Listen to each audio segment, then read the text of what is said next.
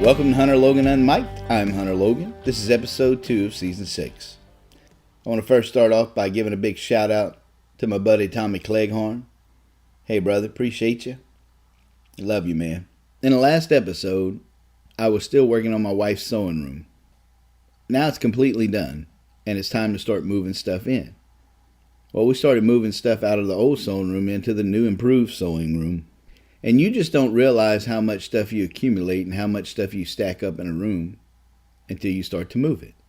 And I'm sure some of you can attest to that. But it's finally finished, and it's just a matter of getting the stuff switched over. As soon as we get the stuff out of the sewing room, it's time to start remodeling in her old sewing room, which will become our master bedroom. I'm going to make a walk-in closet from the closet space into the other room, and I'll have to put a door in, and then we'll start remodeling the bathroom. We have to do it as little as we can. I don't know when that will be, but that's the next step, the next phase. I have been blessed to be able to recycle the wood and use the wood, so I haven't had to buy any, and that's a good thing. I finally got my parts recorded for the Songwriter Shack, so now I just got to find somebody to put it all together for me, because I don't know how to do that. I'm going to learn, but I just don't know how to do that yet. I also got a promo pic taken, or which I hope to be a promo pic, I should say. So hopefully that'll work out too. We'll see though. I just had my first colonoscopy, and that was interesting.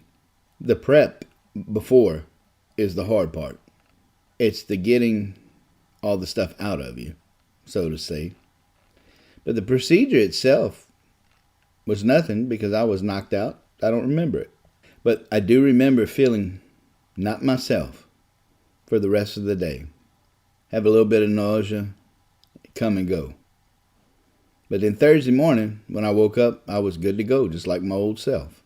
But at 55 years old, it's time to get it done. And I was just so grateful that there was nothing. I didn't even have a single polyp. No issues whatsoever. I praise the Lord. He's allowed me to have great health. I'm really thankful for that. I'm a little heavier than I need to be, but I'm still a healthy heavy. And I got to give God the glory for that. I really do. Now, one of the biggest things we've been dealing with is the finances for the station. Now, if you've been listening to the morning show, I've been telling you about it, and I'm going to mention it in the podcast here as well. We are now to the point where we're going month for month, meaning that if we don't get the money for the month, it's a good possibility the HLE radio you know as HLE radio won't be the same. There won't be no morning show. I have to get out of the building. I mean, it's just gonna, well, I don't really need to keep going. I don't think. You get the picture. But we have to get our overhead made at least. And we're having a hard time doing that. I don't know what the problem is. God knows. I don't, but He does. And everything happens in His time. Now, I don't know if this is a season that's getting ready to come to an end or it's going to look a little bit different than it has looked. I don't know. I do know that we're reaching a lot of people and we're spreading the gospel. But we do need the finances to continue to do that. Paying for the electric bill, paying for the internet, the bandwidth. I've already cut back everything I could cut back. I mean, we don't even have building insurance anymore. Haven't actually had that going on 2 years now. When I had good credit, I would just float the station with what it was short for overhead. But in doing that, I've used up all my credit. Now I don't have any to float the station anymore. And I don't really know what more to do other than keep putting the need out, which I'm doing and have done. Maybe some of you that are listening to this, maybe you can pray with me. Pray for the station. Pray that we get the finances in. And it's easy to support us. It's on our websites, plural, HLEradio.com, SaddleUpRadio.com. The key is to just get monthly support. And there's no amount that's too small. And sometimes I think people don't understand that. I think they think, well, the little bit I could give ain't going to make a difference. But it does make a difference.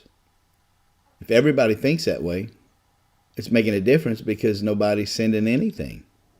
I've said this before. I'd rather have a steady $10 a month pledge to the station than a one-time lump sum.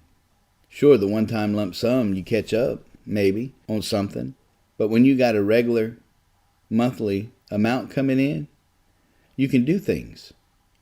But again, God's timing and God's economy, that's what HLE Radio is on.